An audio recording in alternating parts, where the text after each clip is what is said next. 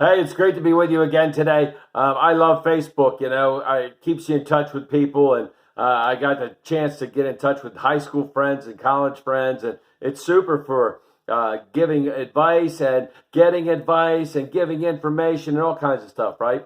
One of my favorite things is when memories pop up, and today one of the memories that popped up for me was 3 years ago, we went to Puerto Rico on a mission trip, and it was awesome. Um, we went down after Hurricane Ida, and that was an incredibly powerful hurricane. It's the storm ravaged the Caribbean, and we had a chance to go down and do some work. And I started thinking about that today. Sometimes storms in our lives come up um, in our lives, not just like a storm, but storms in our lives. Things come up that kind of wreck us. And I wonder how we oftentimes address those things when they come up, right? Do we freak out? Do we work as hard as we can, which, we should work hard to try to get through our issues and our problems in our lives. But is that the only thing that we rely on, is our own power?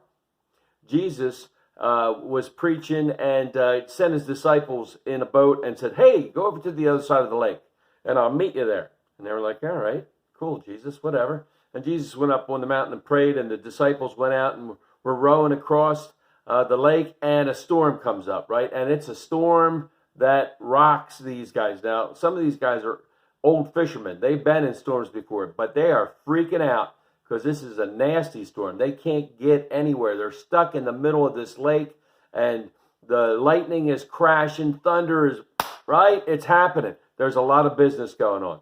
And all of a sudden, they see something coming across the lake to them, and they think it's a ghost, but it's Jesus. They're freaking out, right? They think they're going to die, and all of a sudden, here's Jesus in the middle of the lake walking towards them. Peter has enough guts to say, "Hey, Jesus, if that's you," hoping it's him, "tell me to come." And Jesus says, "Come." Peter jumps out of the boat in the middle of the storm, and starts to walk on the water towards Jesus. An incredible phenomenon, a miracle. And he's got his eyes on Jesus, and he's walking.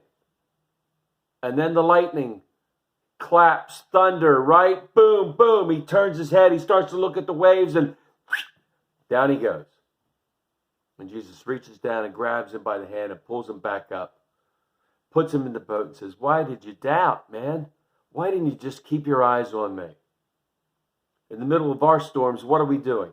Are we keeping our eyes on Jesus? Are we going to him and asking him to help us through the middle of it? Because he will, right? He's going to be with us as we go through the storm. He said he will walk with us as we go through it. Or do we look at all the stuff around us, and do we let it just wash over us and drown us?